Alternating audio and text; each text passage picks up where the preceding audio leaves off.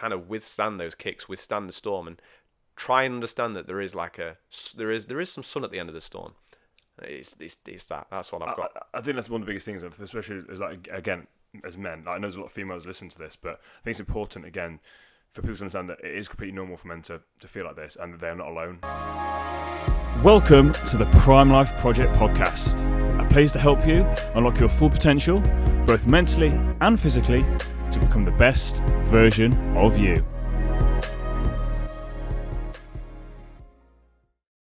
Welcome back to another episode of the Prime Life Project podcast. I'm your host, Daniel James, and before I introduce today's guest, I've got a few little things to say to you guys, like an announcement. I suppose like an announcement. We'll go for an announcement. Well, first of all, anyone who's watching this on YouTube, I'm back on the bus, Mikey's bus.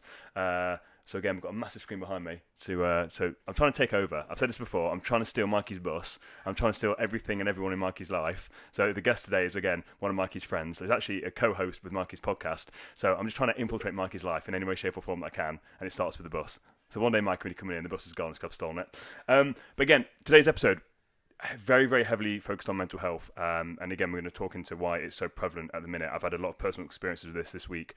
It's going to be fucking epic. So if you or anybody you know is going to take any value from today's episode, don't forget to like and share it with a friend. Like, again, the whole premise of the podcast is to help as many people as possible. And today's episode is going to be full of nuggets that I know is going to help you or someone around you. People are struggling. People are struggling all around the world at the minute. So you might not be struggling, and hope to God that you never do struggle. But the information we talk about today, it could help you. So just pay attention. Just keep it on the backbone, like just put it away in your arsenal, put it away in your shed, just in case you ever need it.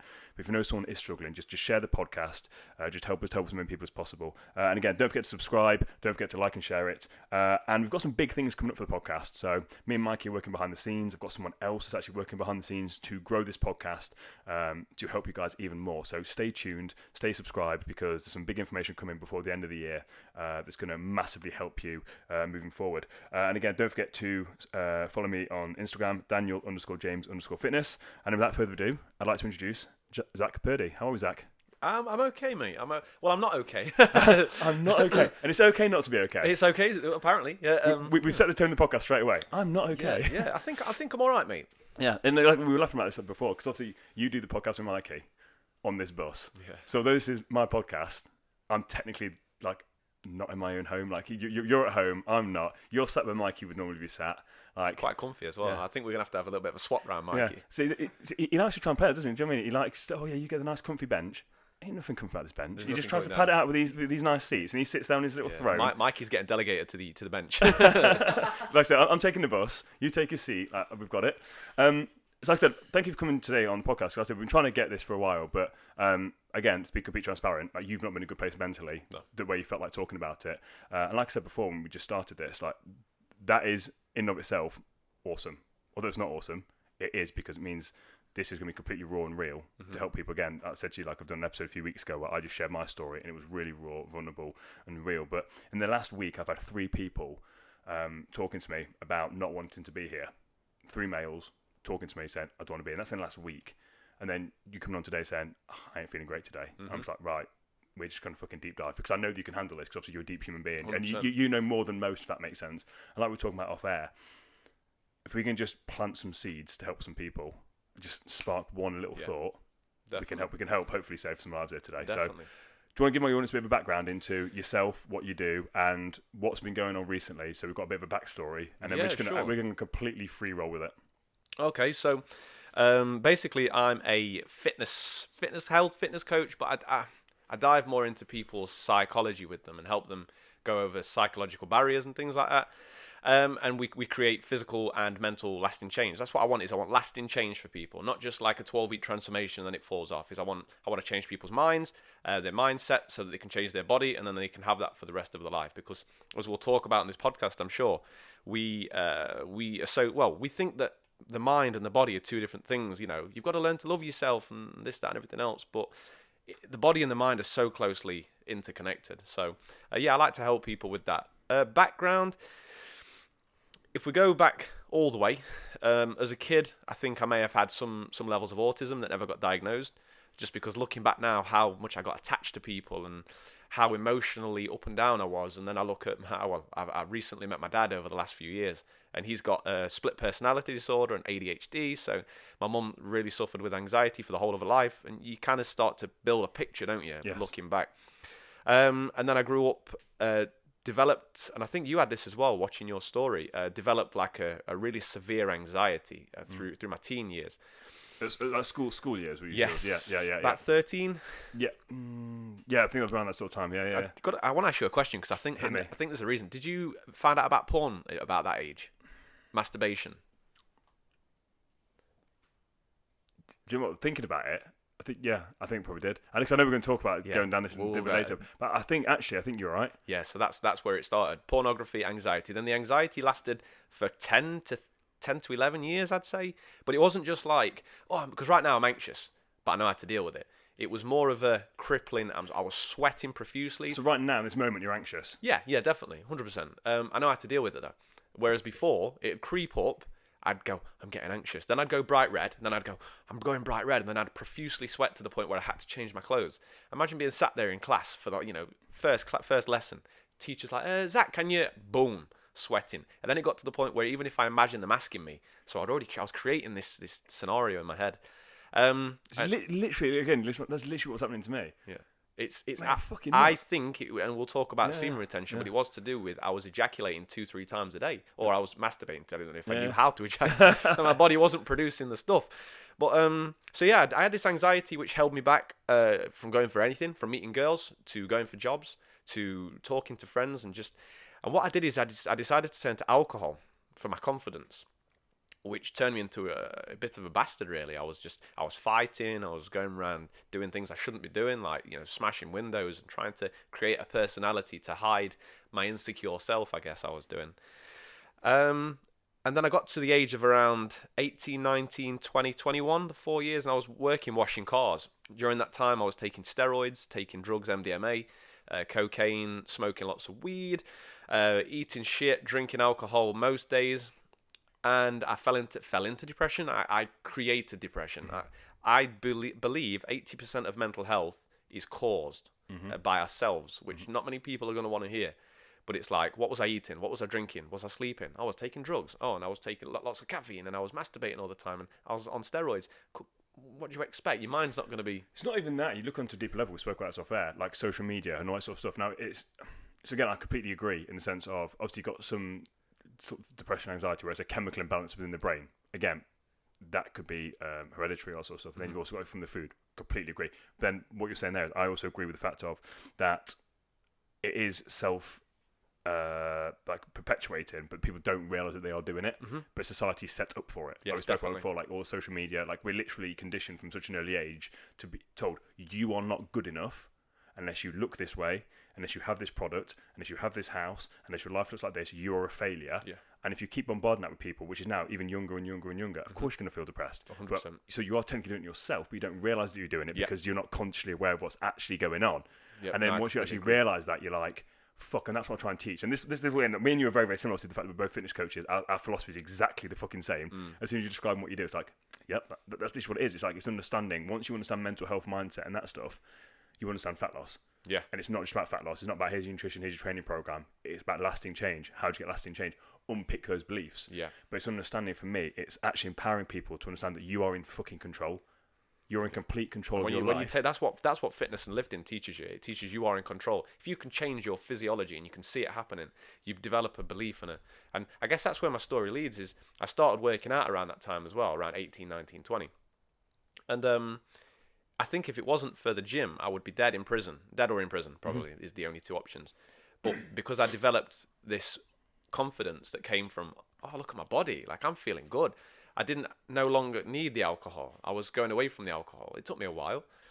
And because we'll talk about fitness and how it develops mental strength later on, if that's okay. But I just want to finish the story. So yeah, depression because of the job I was working, washing cars for a living. I hated it. I was putting the wrong stuff. I think I was already, like you said, genetically predispositioned to ups and downs and certain mental health aspects.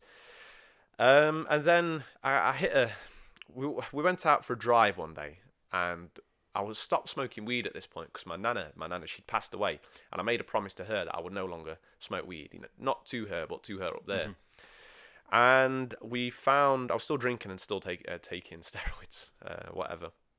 We found some legal high. It was like a cannabinoid, a legal high as such. So we went like poppers and stuff like that. It's like poppers, but it's a cannabis. It's basically a smokable. Oh, okay, interesting. I think it's I think people call it Mamba nowadays.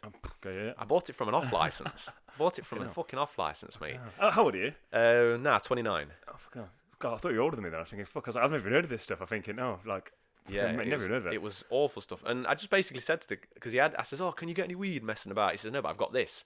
I says, yeah, let's take some. So we took it up to the golf course. It was, probably like 10, 11 o'clock at night. No one was about, middle of nowhere. And we rolled one of these joints. Everyone else was smoking normal weed as well. I had 2 or 3 puffs of this whatever it was, and I felt something bad happening, like in my body. And I've taken MDMA before in high doses at this point. I knew what was going on. My body was shutting down. My heart was racing to the point where I've never felt it like that before. And I said to people, I need an ambulance. I couldn't move my arms. I was like, I need an ambulance. People were like, no, you're all right. You're just tripping. I was like, no, I need an ambulance right now. And then because there wasn't ringing me an ambulance, I said I need to ring my mum, and say bye, basically, because I knew I was dying. My body was telling me. Everyone's like, oh, you'll be all right. Stand up and walk it off. So I got up out of the car, and it was at that point I could no longer hold my body, so I fell to the floor. But I didn't pass out. I just couldn't hold up my body. I could hear everything that was going on. I could hear all the words that were being said, and they was having a little bit of a laugh about it, because obviously maybe they didn't think it was real or whatever. I don't know. And so at this point, I had this pain in my brain, like it was being squeezed. Like I don't know what was happening, but it was very painful. And I accepted I was dying. And I felt I was filled with guilt because I was a nasty person. I'd done nasty things to people who didn't deserve it. And I said sorry for those things. Like, I don't know if it was out loud or in my head. And I was like, I'm sorry for everything that I've done. And I'm sorry for everybody that I've hurt. And at that minute, I was filled with peace, like this immense peace of just love and happiness and joy. And I was lifted. The pain disappeared. I was lifted. Everything went really bright.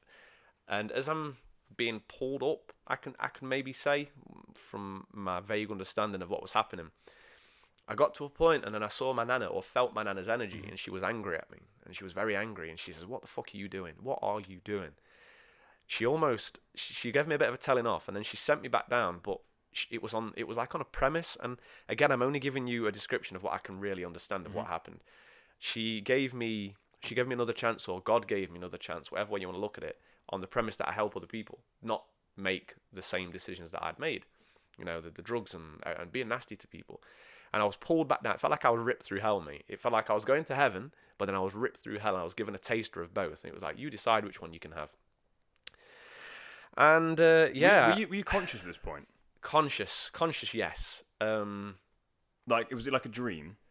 Try and describe, because again, I believe it's like a basically out of body experience, isn't it? Like where you get people basically essentially die, and then like I've been to heaven, I've seen these things, and then you sort of essentially come back. Like people that have died have heart attacks and stuff. I felt like I'd left my body. Like if I think about it now, my body was heavy, but my mind was light. Yep. It's basically how I can describe it. And what could you see? Could you see your nana, or would you the sense like? So I'm trying to put this for people that have never had this before. So I'm trying to think about what in my life is it like? Is it like when you're ill, for example, you've got the flu, and you're essentially hallucinating, and you don't know whether you're awake or asleep? Is it that kind of feeling? I couldn't. Everything was bright. I couldn't necessarily see, but I had the energy feeling.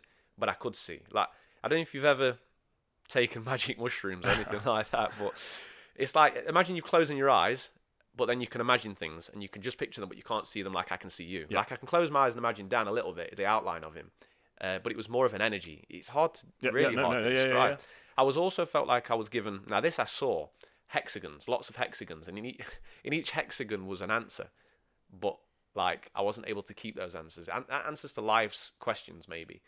And I was flashed them, and then I wasn't able to remember them after that. But yeah, I got ripped back down to earth. I couldn't see for an hour. I think I was blind for an hour. Like I was sick everywhere. And the next day I went to work to wash cars, and I sat there and I just cried. I was like, I felt like I'd been stolen my time. I wanted to go. I wanted to die. I was happy. That feeling of peace was just immense. I wanted that back. Instead, I was going to wash cars for a living. And yeah, it was just after that, it was like, I need to do something. I really need to do something. So I took on a level 2 fitness course, and from there, here I am today. Yeah, yeah. Mate, that's fucking nuts. Like, you and fucking Mikey, mate, I know why you get on now. Fucking, you got your guys' story is fucking unreal. Like, because we spoke about this before, didn't we, off air? So, obviously, the mushroom guy, mate, that was on the last podcast, said to Mikey afterwards, like, I think I want to try this a little bit. And then Mikey turned around to me and says, yes, but no. Because, like, once you go down that rabbit hole, you can't come back out of it. Mm-hmm. And he's like, the fact that I don't know these things, he says, the questions that I will ask are going to be relevant to the audience that also have no fucking clue. Because obviously, let's be honest, most people have never had psychedelics and never had mushrooms and stuff like that. So that's why I'm trying to ask the questions. Because if I knew how it felt like, I wouldn't have been asking these questions. So now I understand what you mean, Mikey, because that's really, do you know what I mean? Just trying to get you to describe what you're going through, because you see things, we spoke about this as well off air, about movies and stuff, how you see things and you think, well, that can't be real. But I've heard so many stories about these out-of-body experiences, not just from like psychedelics or anything like that, but just in general, like near-death experiences and stuff, where people literally are saying, like, I have met God, like, I've met this thing, like, I don't know what it was, or just this light, and I literally saw relatives, and it's like, fucking hell, like, what? Like, it just sounds nuts. It's crazy. It's crazy. I don't know if it's not so much of a seeing thing, like, It's like sensing, like sensing. Yeah. It's not like a hallucination. You're not like hallucinating rabbits walking past with joggers on, and like, it's more of a. For me, when I took mushrooms, I've taken them twice, and nothing happens visually for me. It's a bit like blurry, but when I close my eyes, I enter this world of perception, and I can perceive energy. I can perceive energy, so like you can feel things. Now, how do I? It's like, wow, it's so hard to explain. It's so hard to explain. It's emotions and it's energy, and that's basically all it is. But you can put pictures to it if you want to. But I think we talk about this, like, we are all energy beings. Yeah. So we are all energy beings. Everything is energy. This microphone has energy. This pen has energy. Everything is vibrating at some sort of frequency. And you know that when you go into a room and you just sense the energy in the room. So I imagine it's very much like that. You can sense if someone's pissed off, not just from looking at them, but if someone's say got a boss or something, they're in the office, you can just sense. Yes. But that's what it is. It's the energy. So I imagine it's like that. You're sensing these things, but you Everything's can't really tuned up. Yes, exactly. Your receptors are tuned up. And again, we're going back to then your anxiety and get to my depression and everything that's going on in the world. It's understanding, again, this for my audience, it's like, it might sound like we're going off a bit of a mad tangent here, but it's all relative to basically the bigger picture of mental health, what we're speaking about, of like the world that we live in at the minute. Like, there's a lot of things there that try and dampen our energy. So I always speak to my clients about, you have to manage your energy. You have to be aware of where you're giving your energy and your attention, because where your attention goes, your energy flows. And if your attention is on negative things, then all your energy is going on negative things. Yeah. So is there any then wonder that you're drained, that you're feeling fucking bollocks, that you're not fulfilled, when all you're focusing on is the negatives? Yep. And if you're vibrating at such a low frequency, just like tuning into Radio 1 has to be 97.9. If you're vibrating so low, you're going to attract more shit things. Yeah. So I know when I'm in a bad mood, and you could probably relate to this, I'm like, everything's falling to pieces. It's like, well, no shit, because all you're thinking is negative things. That's what you're attracting. And as crazy as it sounds, as woo-woo as it sounds, there's a large amount of truth in that. Like, how you're feeling. If you wake up in a good mood and you go out shopping, it seems everyone else is in a good mood. Everyone's smiling and talking to you. You go out in a bad mood, it seems everyone else is in a bad mood. It's weird how it happens. Because it's like, and again, fucking good, mate, we're going some deep fucking shit. And I knew we were going to go on some of these rabbit holes. The reality that we live in, all three of us right now in this bus, are all perceiving this experience very, very differently. If you're sat there in an anxious state, which you say you are not having as much fun as I'm having, because you're constantly thinking, what's he going to ask me next? I mean, your brain's going to be at a million miles an hour. Yeah, 100%. I'm currently sat here like, this is fucking awesome. And then Mikey's thinking, for fuck's sake, I've got to edit all this fucking stuff later on. So all three of us are experiencing this reality, this exact same fucking bus, and none of us are actually experiencing it as it is. Yeah. So it's understand that every single person is experiencing reality in a different way, shape, or form. But then when you understand that you have the ability to control how you show up into this reality, and essentially your reality is only how you perceive it. But it's not that easy. It's how you say it then. No. It's very. It makes it sound like it's, I say so, I'm glad you said that, because I normally do say that as like a thing of like, just so you know, it's not that easy. It isn't but easy. But it's understand the fundamental principle is that easy. But the problem is when you've got a voice inside your head that's fucking telling you you're a piece of shit, it's really hard to be like, oh no, what shall we do? Shall we go down the causes of what we feel causes that, or do you want to go in? Do you want to go causes and then tools that you can do to deal with that, so we can kind of go, this is what. Mate, let's go causes. Okay, let's go, mate. Like I said, this is. I say it's my podcast, but you're the guest on this, so go hit me. So right, I've written some notes down because I'm like you, my brain goes all over the place. So I've kind of wrote down why is it so bad these days? Why is everybody struggling these days? What's going on? Has it always been like that? Did cavemen used to, oh God, my loincloth, is my loincloth all right? Do you know what I mean? Or is it something that we've developed and got worse? And I believe strongly, and I think there's studies to prove this, that mental health has become more, worse and worse as time goes on. And I think there's many things. So I think, like you said, first of all, there's a genetic aspect to it. If you have a chemical imbalance in the brain, your parents did, and the chances are you've got it, you're going to experience highs and lows. You're going to experience depression and anxiety. And what your mum also went through during pregnancy. So again, if your mum had stress and that sort of stuff, that you become predisposed to stress responses. Yeah. So it's helpful to understand that so that you can go, okay, cool. So I am a bit different. First of all, is understanding that you are a bit different. But you shouldn't use that as like a label, as like a comfy chair. Like, I have depression, and I am depression, and depression is me, and leave me alone. You've got to understand now that there are causes. So some of these causes, like social media, films and TV, caffeine. So like people with anxiety, if you drink caffeine, it's going to stimulate you more. It's going to release more of that stress, the stress hormones. I know if I have caffeine, by the end of the day, I'm an irritable person, and I can't listen to people. So I know I have to come away from that. Even though I enjoy coffee and I love coffee, I have to limit that. I know what else. Alcohol is another. You drink on a weekend. How do you feel Monday, Tuesday, Wednesday? Well, you feel no motivation. You feel sorry for yourself. You feel depressed, and there's a lot of anxiety there. I think a lot of that as well. So I've had a client as well that will listen to this, and when she started off with me, she kept saying to me, "I drink every night because it helps my anxiety." I said, "No." I said, the drinking is causing anxiety. She said, "No, it's not." I said, "I bet you £1,000 it is." So I said, "You stop drinking for 2 weeks, I promise your anxiety will go away." And literally that's what's causing it, because people don't know what alcohol actually does. Like, alcohol pushes you to that sympathetic state, that fight or flight response. Yeah. So if you suffer with anxiety, no matter how much you think you're in control of your shit, the fact that alcohol lowers your inhibitions, you then cannot control what the body's doing, and it will force you to have heart palpitations that will speed up a little bit. And if you're an anxious person and you notice that, you won't be having an anxiety attack, but you will associate. Oh, shit. Here we go. I'm having anxiety. And then you've just caused it yourself. I need more alcohol. And that's what it is. Oh, and then before you know it, and it's like you're going in and out all night. It's like a fucking roller coaster of going in and out because the alcohol wears off. You're like, oh my God, I'm really anxious again, more alcohol. And it ruins your entire night. And I have this conversation with people all the time. Like, no one can convince me that alcohol's positive. There is nothing positive about alcohol. Nothing. And someone's like, oh yeah, but when it's sunny and you go to the beer garden, and says, okay, why'd you go to the beer garden? Like, well, to be sociable. Yeah. To be sociable. To see your friends. Like, we've associated it. You're associating that it's the alcohol, and it's not about that. Yeah. Sorry, I went on a fucking tangent. There's someone that said, if you want to see who your real friends are, is take the alcohol out of the equation or the food out of the equation. Go for a walk and see if you still get on, and see if you still relate. Agreed. And then, I completely agree. Especially when you stop drinking as well, because again, people being selfish, because it's like people only want you when you're that certain way. Like, they're like, you're the party guy. You're like the party guy. So you're deciding not to drink, and they feel like somehow they've lost you, like because they could only be the crabs in a bucket. Crabs in a bucket, mate. I love that analogy.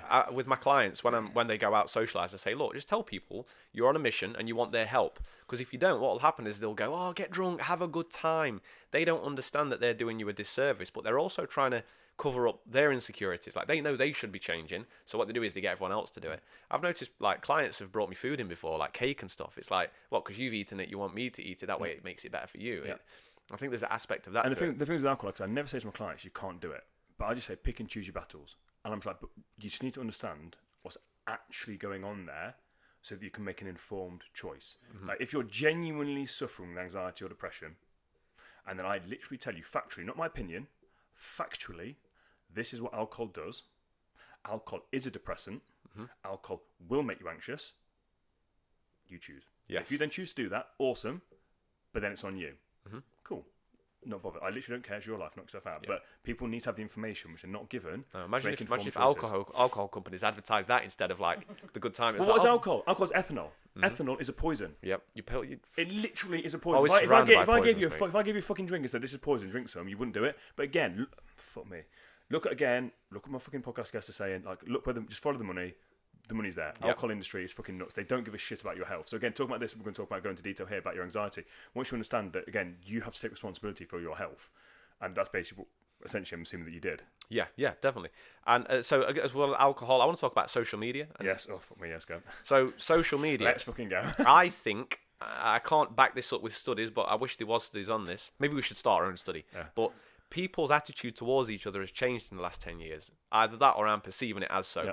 Like, even when I'm driving about, people used to let you go and smile and wave and just have a little bit of a good time on the roads. But now it's like everyone's so very self-centered. And what is social media?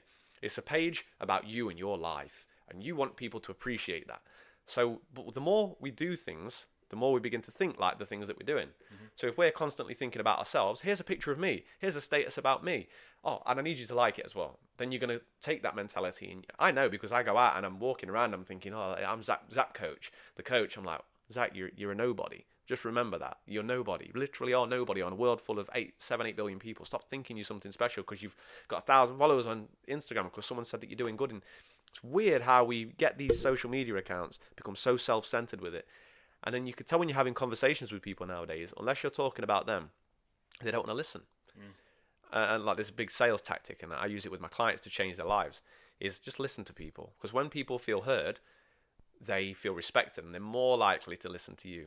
But, you know, if you go in, look at me, me, that's what everyone's doing. I've stood there and listened to conversations before where two people are having a conversation. And it's like, me, and then they go, me. They're just waiting for their turn to talk. Yeah. They're not listening. Yeah. They're just waiting for their turn to talk. Yeah. Social media's created that, I believe. I think it's just in general as well. It's people becoming a lot more aware of it, I think, as well, in the sense of people becoming aware of how unhappy they are. Like, I think people know that on a level, if you just walk around your city centre and just look at people, most people got their head in their phones and they're just searching for something. They're just searching for that validation. So if we're going through my journeys, I understood that, again, I just wanted someone to tell me that I was good enough.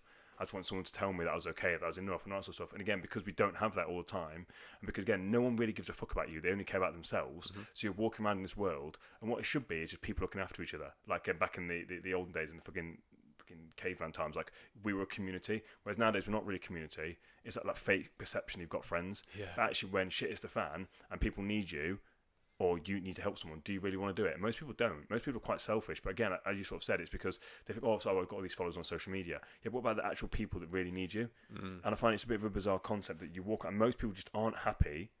They know that they're not happy, but they're just in such denial about it. And this is my thing. It makes me really, really sad. Now, again, most people don't even, I say most people don't actually, I think, know that they're struggling.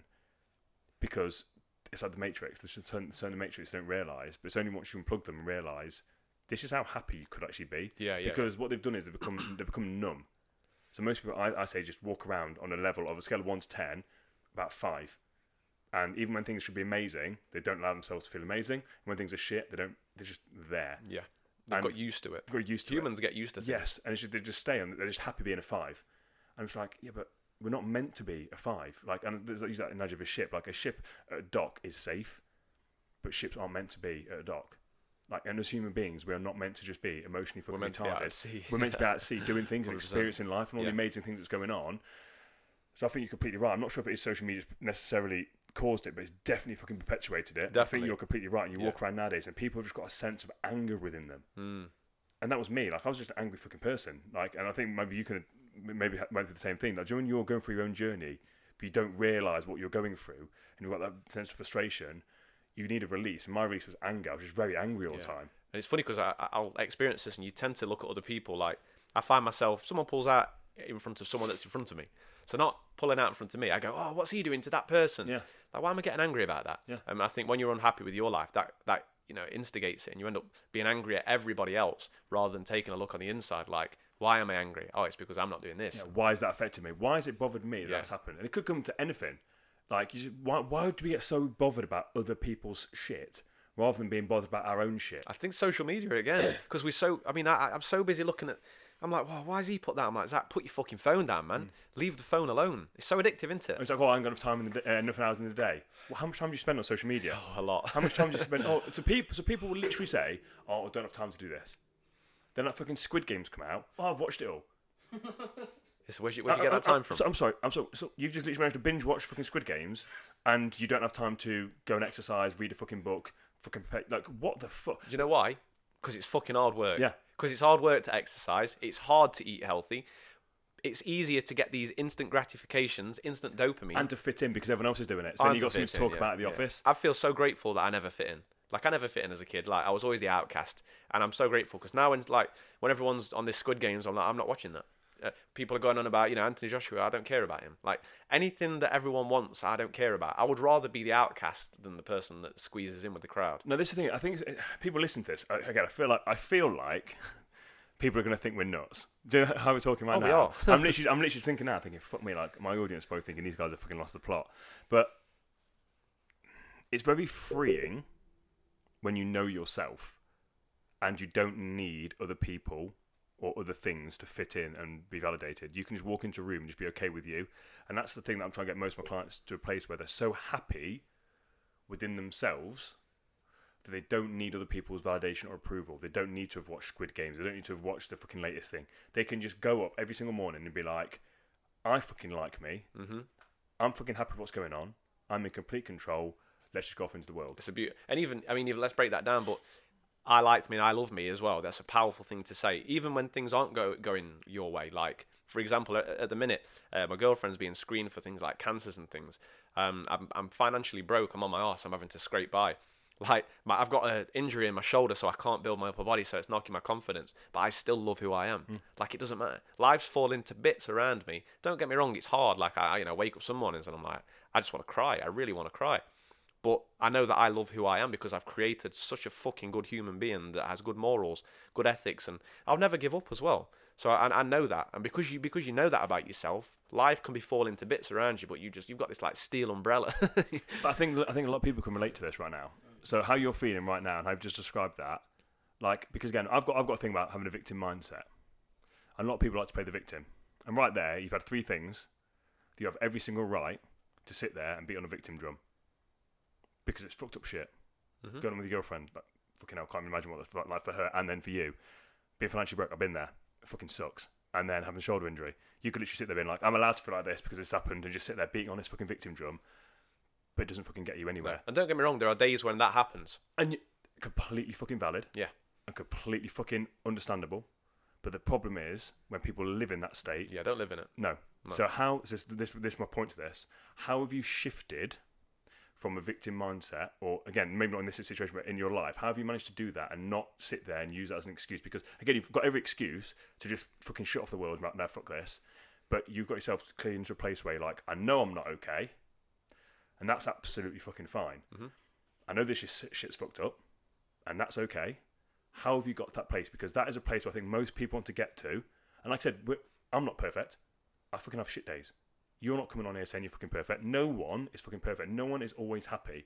So this is what I want to get you in this raw state, because it's fucking, like, people need to hear this, because this is what people are going through, either consciously or unconsciously, and hopefully it's nothing as extreme as fucking cancer or stuff like that, but maybe people are struggling with money, they're worrying about their job, they've got an injury, whatever it is. How have you got yourself to that place where you are good? So the first thing is my life runs on one rule, and it's never give up. Like, I will die before I give up. I will. It just is. Like, I remember when I first started my business, I went home crying to my mum because I kept losing clients. And she was like, when you get a job? I was like, I'm not getting a job. I will be if this goes up to tits, I'm going to move into the jungle, and I'll see how long I last out there. That's it. Done. So once you become you have to become the person that never gives up. And how do you do that? You just say it over and over again. You have to say it. You have until you fake it till you make it. Now, having said that, there are physical things that you can actually do in your life. So going to the gym, for example. Things like running, continuous running. When your brain's telling you to stop, but you keep running anyway, you realise that, that little voice in my head, that little bitch voice in my head that's going, oh no, don't do anymore. You know you can override that and keep going. So when you're going through self-pity, which I did yesterday, I was like, I want to cancel the podcast. It's like, no, you've done that too many times now. You've been busy too many times. You've let him down too many times. Just go and do the fucking podcast. Just go and do it. Just go and do it. It's that simple. You get up, okay, day of pity. The next day, I'm going to do it. And even when I'm having a self-pity day, I do the things that need doing. My clients need programming. My clients need food plans. My clients need messaging. I need to get my leg workout if I can't do my shoulder workout. I need to go for a run because I need to do something. So how have I become this person? I've just done shit. I just keep doing shit every day. Even if I don't feel like it, I do something. Simple. I think that's the biggest thing. It's like, you're never going to be fucking motivated all the time. Is it possible? So my thing I say to clients is, you've got your non-negotiables for the day. So what's your non-negotiables? Every single day, what do you have to do? Some days, for you, I imagine, it's you've got to fucking get out of bed, make your fucking bed, have a glass of water, and you won the day. because you're feeling that fucking shit sometimes. That's sometimes me. Sometimes I look at my day and I'm like, fucking hell, I'm not okay. Like literally, Mikey's come to record a podcast sometimes. I've literally had to fucking take a nap beforehand. Yeah. Because I'm like, mentally, I am fucking not okay. What are your non-negotiables? So every single one I have to read. So my thing is, one of the biggest things, I'm petrified of going backwards. I spoke about this yesterday. I was on a date yesterday. And I literally said that I'm petrified of going back. People wonder why I am like I am. And you sort of saw it a little bit off air. Like, people don't tend to see what I'm like because I keep it quite close, apart from obviously with Mikey and some other people. Like, I am fucking petrified of going back to the dark place I was in.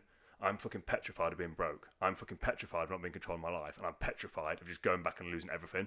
I'm fucking petrified. So every single day, I have to feel like I've done something in my life. So my non-negotiables, I wake up every single morning, I have a warm shower, and then I have a cold shower. So Joe said about that running, that little bitch voice. Every single morning, I have a cold shower. I fucking hate it. It's not fucking enjoyable. My goal is in life to have a fucking lake or something where I can just go out and do that, so I don't have to jump fucking, in just fucking jump in. I'll be fucking fine. I have a dolphin or something. But And a yacht. and a yacht. There you go. See, goals. Models everywhere. So my life is on paper very fucking boring. I do the same shit every day. So this is literally my life every day. So I have 5 meals a day. 3 of them are exactly the same. So it's some form of mince, beef, pasta, turkey, whatever it is, with pasta, beef, chicken, or turkey, mince with pasta every single day for 3 meals. I'll have some sort of oat thing with protein powder, and then I'll have some yogurt with protein powder and dark chocolate. That's it. Because, and I heard someone say, because what does it then takes the thinking out of it for me. I love those meals. It means I don't have to think about it. It's one less thing I think about. I wake up, have my shower, go to work, I read, have my first cup of coffee, I read for 15 to 20 minutes, have my second cup of coffee, have a breakfast, and then I'll either start doing online client stuff, podcast programming, or just something for the day, and then just crack on, and that's it. And then the evening before I go to bed, I gratitude journal, I meditate, and then potentially read again, and then go to bed every single night. So that's I start the day right and end the day right, and the middle is just kind of what gets thrown at me that day. Structure's important. And I can get away with doing. So out of the 3 things in my non-negotiables, basically like is the shower, the reading, meditating. I do this that I can do without one of them for a day or 2. Yeah. But then I'll notice. So if I don't read for 2 or 3 days, that's fine. Come the 4th day, I'll be like, why don't I feel okay? And it's weird, I don't feel like I've moved forward in my life, even though smashed out client programs, done an amazing podcast, I've done things, but because I haven't sat there and read something, I feel like I haven't moved forward. It's fucking bizarre. So I know what I have to do for me. Like, I'm not saying everyone has to copy that. Do you ever get days where like you say you've got to go meditate or you've got to go read and you think I really can't be fucking bothered all the fucking time? And do you know what I end up fucking doing? Going on my phone for a bit. And I'll be on scrolling on social media and I'll literally, what the fuck am I doing? And I will literally fucking I'll normally just launch my fucking phone. I'm like, what am I doing? Yeah, I like throwing my phone. It's something freeing about throwing your phone. I'm just like, no. I was like, what the fuck am I doing? Because I know that what's happening is my brain's like, oh, you don't have to read today. Oh, you don't have to read. You say, yeah, you don't have to read. Like, I sat there yesterday for fucking ages. I had this book. I was like, I'm going to read for 45 minutes. I sat there for 20 fucking minutes. And I wasn't even scrolling on social media. How many pages you could have read? Mate, I was just sat there thinking about shit. And I was like, what the fuck am I doing? And I had the book in my hand. It was there. Yeah. And then someone came in, oh, can you spot me? I was like, yeah, I can. So I went to spot them, came back, and in the end I got 15 minutes reading done. And I was like, cool, didn't beat myself up about it, but I thought, you've just fucking wasted 20 minutes there. Yeah, you have to call yourself out. And like I said with that tattoo that I said about the times, like, why the fuck, why have I done that? But again, what I say to clients is there's a formula, pain plus reflection equals progress. So when I do that, rather than beat myself, I do beat myself, I'm like, you're a fucking dickhead. But I'm like, right, why did I do that? And I looked yesterday, I was just fucking tired. Yeah, self-awareness is the key, the way out of mental health. Yep. It is. You've got to ask yourself the questions. You've got to say, and you might not like the answers. You probably won't like the answer, to be fair. It's like, okay, why do I feel like this? Oh, I didn't get much sleep last night, so I might be cranky today. Oh, I had too much alcohol yesterday, so I'm feeling anxious today. Or, I bust nut last night, so I'm feeling a bit tired today. And you've got to ask yourself, is it depression? Like, is it the actual depression, chemical imbalance? Or is it something that you've created? And then once you've asked yourself that question, like, okay, now how do I analyze it and fix it for next time? Like, so for example, for you ask yourself the question, did I really need to sit there and spend 20 minutes scrolling or thinking of shit? Like, well, no, not really. Well, what have you gained from this? Well, I've actually gone backwards. Do you want that? No, I don't want that. So what are you going to do moving forwards? Well, this is what I'm going to do moving forwards. But his understanding for me is like, right, so why did I do that? And the conclusion I came was I was tired. I didn't want to focus my attention on that. It was easier and less calorie consuming for me to just think of shit rather than force myself to do something. It's just real. I was like, why the fuck did I do that? And it's understanding what you said there as well. Like, it's understanding that depression and feeling depressed are 2 different things. People associate with feeling shit with being depressed. Like, and I think that's a very fine line. Again, feeling anxious and having anxiety are 2 very different things. Definitely. And I think people struggle with that. Like, oh, I'm depressed. you're not depressed, you're fucking tired. Do you know what I like to break the word depression down. Depressed, like pressurized, depressurized. You've got no pressure in you, you've got no steam in you, which is like, okay, so you're tired, so rest, rebuild, recharge. Or no purpose. That was my biggest thing. My biggest thing with depression, I realised, my thing was I had no purpose. I'll say I just existed for 28 years of my life. For 28 years of my life, I had no purpose. I had no reason to get out of bed. Now my purpose is to help as many people as possible, like I said before. That's my goal, my mission. Every single morning I'm waking up, I'm helping as many people as I possibly can in whatever way, shape or form that looks like. And I do that by first of all looking after myself, by fucking getting in the shower, fucking having a word with myself, doing my fucking affirmations and all that shit. Then I read, then cracking on. I put it on my body armour, and then I go and attack the day and see what I can do. Now some days it's fucking shit, but I will still do something. I have to force myself to do it. Yeah, and that's my thing. Is that for me, that pressure is a really key thing. There is I had no purpose. I had no reason to get up in the morning. So I think a lot of people now, they don't have a purpose. They feel like they're made for bigger and better things, but they don't know what that is, and they feel really, really inadequate. And it could even be that they're literally made to be the best fucking mum in the world or the best receptionist ever. But because they're not fucking multimillionaires, they feel fucking inadequate, which goes back to the whole social media thing again. I think a lot of the biggest thing that I say to my clients is each day you've got to do something to move your life forward. Just one or two things. I've got a list. I think I got it off Andy Frisella. Power list. Power list, mate. 5 things every day. And I've also got a little plus line where I add little things, and they don't have to get done. My 5 things do, but the extra bits don't have to. I do 3. I do 3. I don't even do 5, mate. I do 3. Yeah, 3 is powerful. I mean, I put things on there, because I like the dopamine you get from ticking them off. So I'll put things on there like, go to the gym. So I already know I'm going to do that. So I've got 3 things that are business, 2 things that are just like, but if I can cross that off, my brain goes, I've done some shit for the day. And it feels good when you actually cross it off. It feels good now, because you can go a week and do loads of shit and forget all about it and think you're a failure on one day, not remembering. So let's say 7 days, one day you had a shit day, 6 days you were super productive and got loads done. On that 7th day, you'll go, oh, fucking hell, I feel like giving up. Yeah, but you've just had 6 positive days and you've not seen it. You can, whereas if you've got your power list, you can look back and go, 6 out of 7. That's a fucking good ratio. That. If you look at the ratio of it, to win the week, you've got to win the day. All you have to do is win 4 out of the 7, and you've won the week. Yeah. 4 out of 7 days you've got to win. The goal should obviously be trying to win 7 out of 7, but 4 out of 7, and then you've won the week. So my brain's just gone to another point there. You know where you're having those bad times, and it's like you have 7 bad days in a row. I think what your aim should be, instead of aiming for this happiness and to feel better straight away, it should be, okay, next week, let's see if I can have 1 good day. The week after, let's see if I can or even for a month. For a month, I'm going to have 1 good day. Then for the second month, I'm going to have 2 good days. Rather than see it as a failure, like, because I've had it before where I've been feeling shit, depressed or whatever for a week. And then I've had 4 good days in a row. And I'm like, oh, I fixed it. But then the next 3 are wank again. And I'm like, oh, I'm back to square one. And then you can feel sorry for yourself, self-pity, fall into your old habits, drinking, eating shit. And you're back where you started. Whereas if you go, okay, I've had 3 good days, but I only had 0 last week, that's an improvement. Let's see if I can do that again. What did I do to get there? Oh, I did this, this, and this. Let's replicate it. And it's just a case of analysing. And so my thing on that is my point with that I try and say to people is this is why for me it's important to have the morning and evening routines, because what I say to my clients is if you've got a good morning and evening routine, especially if your evening routine is gratitude journaling. Like I've got 2 non-negotiables when people work with me. 2 non-negotiables. They have to read every day. And they have to gratitude journal. If they're not prepared to do that, I will not take them on as a client. It's as simple as that. I do gratitude journaling, but I just want to hear why you think it's so important. So for me, mate, I love you. Mate, honestly, we're so alike. During your talking, I'm like, this is a long-haired, cooler version of me. Less handsome. I fucking like this guy.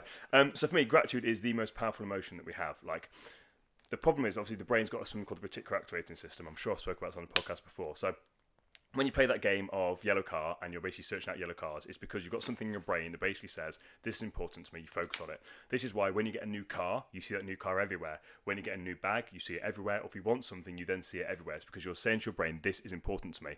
Now, the brain is lazy as fuck. So every single evening, if you're saying to the brain, right, we're going to write down 3 things we're grateful for. But again, when it comes to gratitude, you have to, this is the thing, you have to feel the feeling of gratitude as you are writing your gratitude. You can't just go through the motions because it's not how it works. Gratitude journaling is you write down, I'm grateful for this. For example, tonight, mine will be, I'm grateful for this amazing conversation. And I will sit there and feel grateful.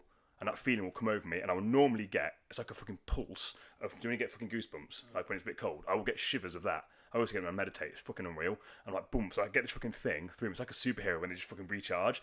That will hit through me. I'm sat there and I'm feeling gratitude. Go for my other 2 things. And what you're saying to your brain is, this is important to me.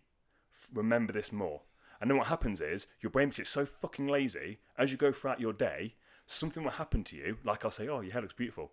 You'll be like, "Fucking hell, this is amazing," because your brain's going to know this motherfucker is going to make me write this down later on. I'm going to make sure that we remember it. So then you're then saying So in that you're moment, looking out for things 100%. like that. So then your brain's saying gratitude is important. So when people say nice things to you, you appreciate it in the moment. You're literally training your brain, that reticular activating system. Again, it's not made up, it's a real thing. Go and Google it. And you're saying to it, this is important, and your brain will start to focus it. And then by that point, if you have a good morning and evening routine, and your evening routine's got the gratitude, even if you've had the shittest day ever, you pick up that gratitude journal and you find 3 fucking things you're grateful for. And even if your life is a fucking shit show, the fact that you have a pen and you have a hand to write down your gratitude, that's something. For, yeah. And if you don't think it is, imagine your life without hands.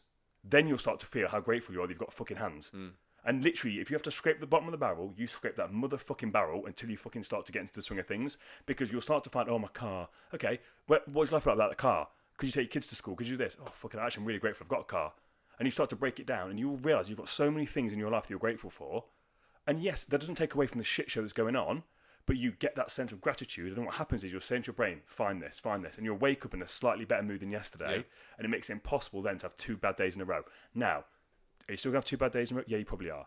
But this is where it's important to actually ingrain those habits in there so that you've got that escape rope where if you notice you're falling down that cliff, you have something to fucking hold on to. And if it's your fucking 50 pence gratitude journal from fucking Asda, then that's what it fucking is. Yeah. And it's cheap. It costs fucking 50p. Everyone's got pens lying around the house. It's a 50p thing that's essentially free that will literally change your life. Yeah, it's going to feel stupid to begin with as well. Stupid as fuck. Yeah. Even, do you know what? I struggle to feel gratitude, which is, I don't know, thinking about it just as you were speaking. My mum used to say, you should feel fucking grateful. You should feel grateful.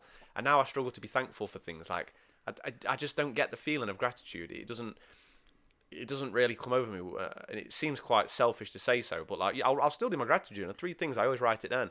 I struggle to feel it, and I'll sit there and I'll try and feel it, and I'm like, I really struggle for this. And I think a lot of it is from my belief system of I don't need anything.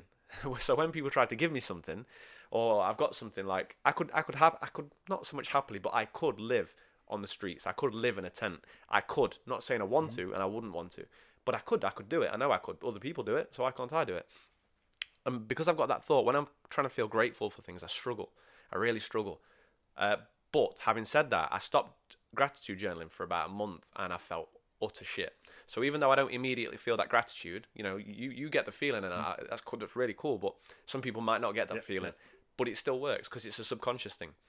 Because you just sat there, you're thinking of good things that have happened to you. So even if you don't get a feeling, you're still getting your brain. Because again, it's meant to be 3 things you're grateful for that day. That's ideally what you want to do, because then you're going back. Then what we're saying to your brain is go back throughout the day, and then the brain's going back throughout the day. And like I said, it's lazy, so it doesn't want to do that. So it'll give it you in real time. So just by you actively thinking about it, you're saying to your brain, find things that I'm grateful for. So then your brain's like, right, okay, gratitude. So then it's finding things, and then like, oh yeah, Dan said he'd really like my hair. Cool. So you've realised that's something you should feel grateful for. You may not get that feeling, but it's still, as you sort of said, it's still there. Yeah. You've thought about it. And you're still reprogramming your brain to be more positive. Yes, you've thought about it. You may not have got the feeling response, but you've still thought about it. Yeah. And that's better than thinking about utter shit. Oh, that's better than thinking about what piece of shit you are. Speaking of thinking of utter shit, I'd like to hear why you think meditation's so powerful. Oh, God, mate, yeah, I fucking love you. Oh, God. Breathe. Meditation for me was one of the things that basically changed my life. So for me, it just allowed me to get into a complete space of freeness. So when I meditate, I am not thinking about anything.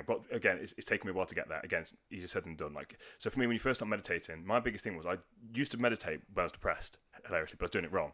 Just get really fucking pissed off. Start thinking about those things. Yeah, I'm like, why the fuck am I can't fucking do it. And literally I'd do 2 minutes of it and I'd storm off saying I can't fucking do it. And then I'd also perpetuate the fact I felt like a piece of shit. But once I actually learned the fact of the whole point of it is just like when you're in the gym, you do a rep. That when your mind wanders, that's completely normal.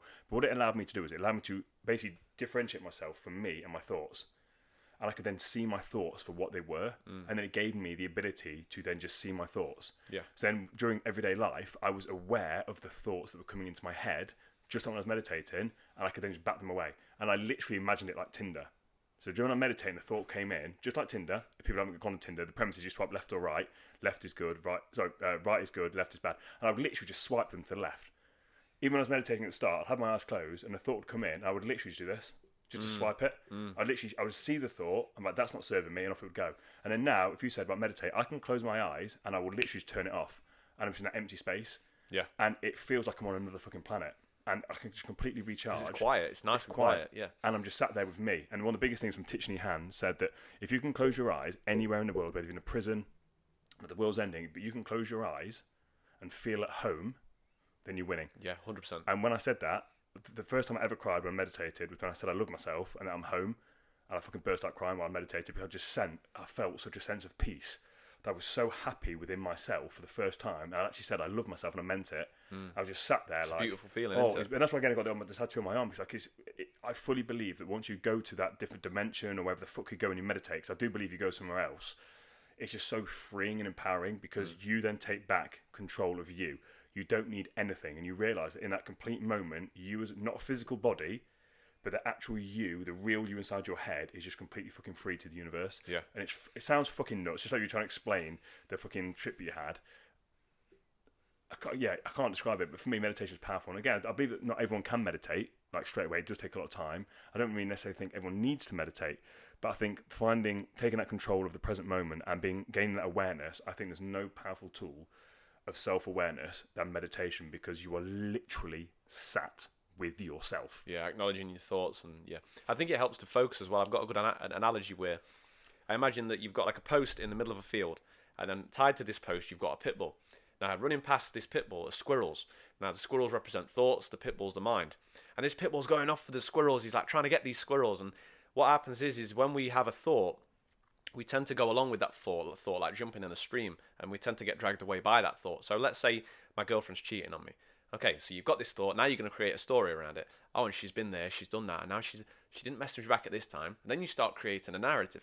And it's not necessarily true, but in your head it is, because now you're releasing all these stress hormones, you're feeling anxious, you're feeling sick, you're worried, and you're like, oh my God, you've been pulled so far into this thought that like you can't get out of it. Now what meditation teaches me, and teaches other people, I hope, is that when you get a thought, you can pull that pit bull back to the post, sit, and you sit that pit bull down until the point where these squirrels are going past and this pit bull doesn't give a fuck. This pit bull's just like, nah. I love the fact you said that, because I've said that for myself before, because for me, sometimes when I meditate, you sat there and you want to get up, and you're like, oh, am I done yet? And I will literally say to myself, sit the fuck down. Yeah, I will literally speak to myself like I'm a dog. It's so powerful to do. Sit the fuck down. Like, you are not done yet. That bella's not gone off. You are sitting the fuck down. It's like you said earlier when you've got your phone. It's like, Dan, what the fuck are you doing? Yeah. You have to talk to yourself because no one else is going to talk to you. No one else is going to tell you off. Yeah.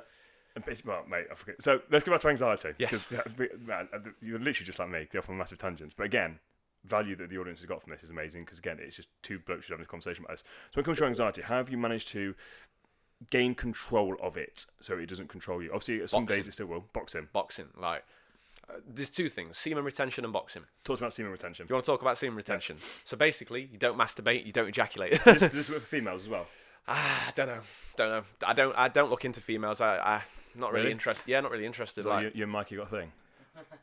Yeah, I prefer men. Like, no, because I haven't got a female's anatomy, and I haven't. I didn't know if it was like obviously sensible. Obviously, I know the whole premise of it is that when you ejaculate, you are releasing chemical energy and just actual nutrients. Okay, yeah. So the way I like to describe it to people, so it's understandable, is how much energy do you think it takes to create a human being?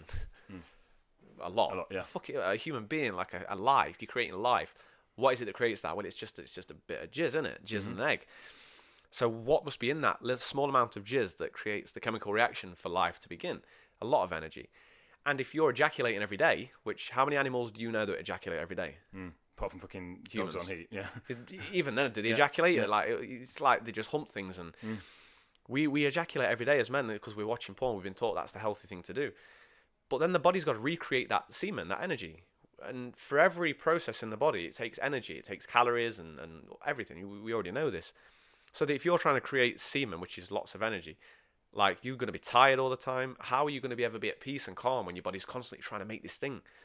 And also, like, we go back to when we was 13 and we developed this anxiety. We also found out about porn. Now I was masturbating 2-3 times a day. Like I was masturbating at school, I was masturbating at home, I was masturbating anywhere I could go. I'd masturbate. I think I'm probably masturbated here once or twice, after Mikey.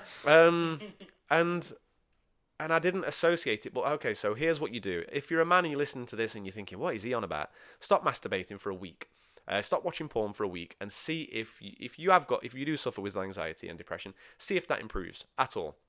See if you get more energy. See if you get more confidence. Then masturbate all, for the next week every day and see the difference. Like, it is fucking unreal. But I think the thing with that is then it'd be interesting to take a journal to note every night. So you can actually notice the difference every night if you're going to do that. Definitely. Actually commit to doing it for a week and actually every night journal how do you feel, what energy level, give yourself energy out of 10 so you can actually see. So rather than trying to convince yourself, oh, actually I think I feel better watching porn, but actually you can then look back and be like, actually my energy levels was low better that week. So I think it's quite an interesting thing to do. By the way, just that I've never done this, so this is completely new to me. It's a good idea. I like to keep things simple for people because people are lazy. We're all lazy. I'm lazy, especially I'm lazy as fuck. So I don't think it's a really good idea to keep a journal, but I don't think you need to. It's so profound. Like, I didn't come across it via YouTube. I came across it reading the Dalai Lama's book, The Path to Empowerment. God, how many years ago now? Maybe 4 or 5 years ago, before it was all on YouTube. And it basically was saying how lust is one of the 7 deadly sins. And I was like, no shit. Like, I'm always lustful. I was sleeping with lots of women and I felt disgusting for it. So I decided to no ejaculation. And people were like, you'll never do that, Zach. And that was partly what pushed me on, the ego. Like, and I did it for 4 or 5 months. And in that time, I became self-employed. I left the job I was in. I just felt extraordinary, mate. Like, powerful, but not in a way that's like, I'm a man. It was just like, nothing fazed me. It didn't matter. Nothing else mattered. So then let's say you're in a relationship. Yes. Which I am. Yeah. I'm not. Do you then have to do the same thing then? So let's say you go for have sex every day. Can you do that? Is that part of it? Is because it's 2 people having energy and you're doing it with a purpose rather than, again, I think I've said this on the podcast before, essentially I used to use sex as just masturbation. It's 2 people masturbating rather than what it's actually intended to do. So let's say you've got a girlfriend and you're having sex every day, or every other day, whatever the hell it is, like more than once a week. Like, does it then lose its power? Like, what's the rules? So there's levels to it. Yeah. There's levels to it. If you're someone that masturbates every day to pornography, the first step is to remove pornography and just masturbate. Like, use your imagination like you did when you was young. I used to have some brilliant orgasms when I was just imagining. Looking in your eyes as I said that, that was beautiful. Mikey's going to put some little parts popping up. Jizz everywhere. No, and then the first level is removing porn. The second level is stopping masturbating. Every day. Maybe reduce it to once every 3 days, once every 4 days. And it is a long journey. It's a very long journey. Now, in terms of relationships, so I'm in a relationship. The first thing I said to Chloe when we got together, and still to this day reiterate, is our relationship is not based on sex. If you want to be in a relationship with me, like we spoke about, I am in love with who I am. I don't need anybody or anything. I literally don't. I appreciate those things. I'm trying to be grateful for those things. That's something I'm working on, but I appreciate them. But I don't need it. So I said to her, if we're going to be in a relationship, it's not based on sex. There are periods of time when I have to retain. Does that mean I can't give her an orgasm? No, of course not. I can oral, all the other business.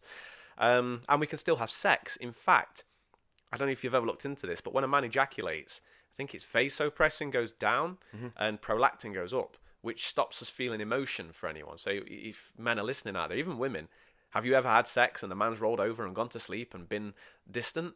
Yeah, of course, because the man is like, he's programmed to not want to do it again, because if we do it continuously we run out of energy. And I think there's a study on mice where it kills itself from having too much sex. So we've got a mechanism in the brain that stops us doing that. So you actually become more connected to your partner. So when I don't ejaculate for over a week, I see my girlfriend differently. And I've done this over and over again. Like, I'm more in love with her. Like, I'm more attracted to her. I want to do things for her. I'm more cuddly with her. When I've ejaculated, the next day, even she says, like, I don't really want much to do with her. I love her, still love her, and I'll still do anything for her, but I just don't. Can you sit on that side of the settee, please?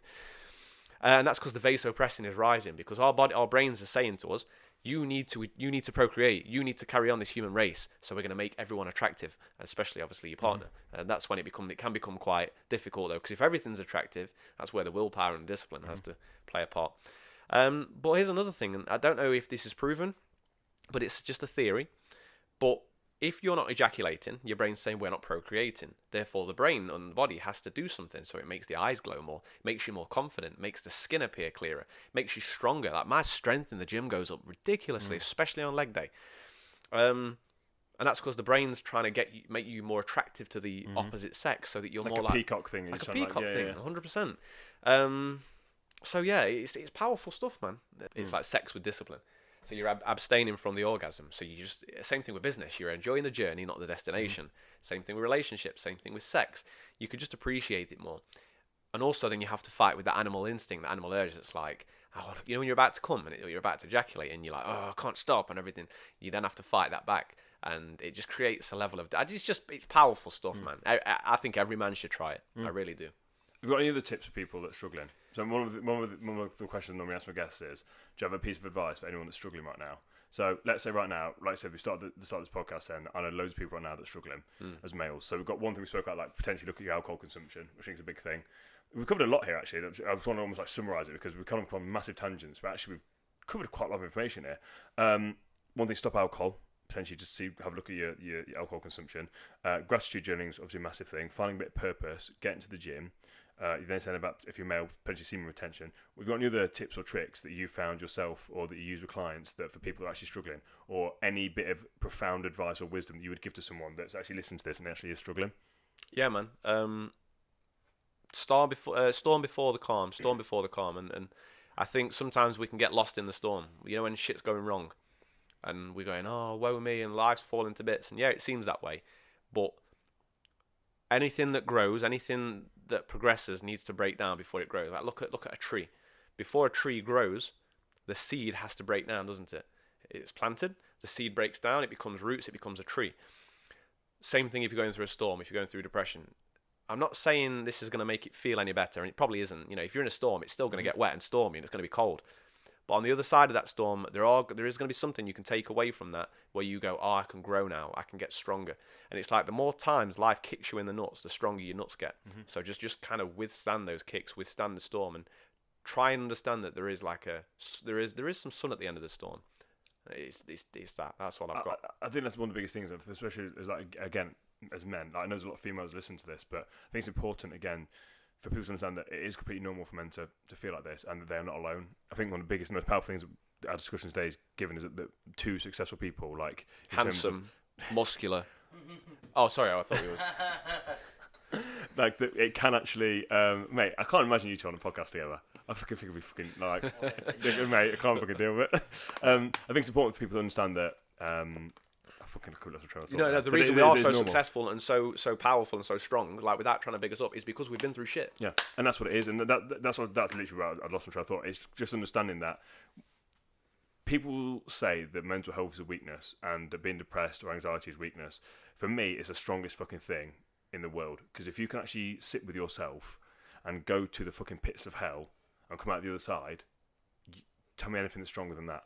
Nothing. Like, I would much rather take a physical beating than fucking go into that dark place any day of the week. Yeah. And it's fucking hard. And to go there by yourself, because it is lonely, and especially when you're in that dark place, you have to go through it yourself. Yes. Like, you've got therapists or whatever it is, yeah, cool. But most people, when they're in that dark place, are by themselves. Yeah. And it's just understanding that you have the strength to fucking go through it. And again, I say this multiple times on the podcast, like, life happens for us, not to us. Like, it's happening for you, and it's happening for a reason. And that may not be to do a podcast. It's up to you to find that reason. Yes, absolutely. It may not be to do this podcast, but as you develop it, like, your kids may suffer. But if you've actually then gone through that yourself, you're then able to impart your wisdom and help them. So don't think for a single second you have to get on a stage, you have to do a podcast. It's not about that. But life is trying to teach you a lesson, and you're being put through it because you are strong enough to overcome it. Yeah. Just keep putting one foot in front of the other. Like, again, we're talking about winning the day. Don't even win the day. Just win the fucking hour. Yeah. Just win the fucking hour. Do what you can do within that hour just to bring you a little small grain of joy. And again, that small grain of light and hope will actually then grow and develop. Yeah. And again, there is people out there. Again, you get your social media put across the bottom there. Again, reach out to Zach, reach out to me, reach out to Mikey, like us three here, like, and all the other podcast guests that we've had. Like, when we talk about reaching out, like, genuinely, like, I've got no problem people reaching out to me if you're struggling. I'll happily jump on a Zoom call with you. Like, this is literally why I believe I was put on this earth. Same what you were saying earlier on. Like, I was put on here to do this, to help people. Yeah, that's the only reason we're here. And that's what it is. 100%. So, again, if you are struggling, if you know someone is struggling, like, we're here to help. This has been a really deep episode. I know we've gone off all over the shop on this, and it's one of those episodes where I can't even remember what we spoke about. Like, I tried to be like veil of what we spoke about. I'm like, it's just been so in the moment. I've just enjoyed this. I've just been in a real state of. I've just been in a real state of, like, this has been good. Like, I've enjoyed this. Yeah, the energy has been really fucking good, and I appreciate you again in the vulnerable position that you're in, where you haven't been feeling great, to actually come on again, meet a stranger. But if I can just say, like, I feel so much better already. Just being able to. I can see how you've got like, now 100%. you're having a laugh and a joke. Yeah. You're throughout this podcast. Like now you're having a laugh and a joke about it. When you was off the bus and I was talking to Mikey, I was welling up because I didn't want to talk. And now I feel good. And the reason I feel good is because I've got it off my chest, and now by you just talking positive has filled me with positivity. So now I can go away and give that. So yeah. Even if you don't want to, just talk positive. Yeah. To the right person. To the right. Like I said, it's very I important. wouldn't say you're the right person. That's the only one on the bus. I think it's important. I say if you are struggling, again, we've spoken about this before on the podcast. If you are struggling, you have to speak to the right person. You have to make sure it's the right person you're going to open up to, because if you open up to the wrong person, it's not going to have the same response that you want. So please just make sure you pick the right person. Again, whether that's me or someone else close to you, just reach out. Help is there. You are not alone. Keep going. And Zac, it's been an absolute pleasure. Thank you very much, Dan. Thank you for the opportunity. No, it's been a pleasure. Take care.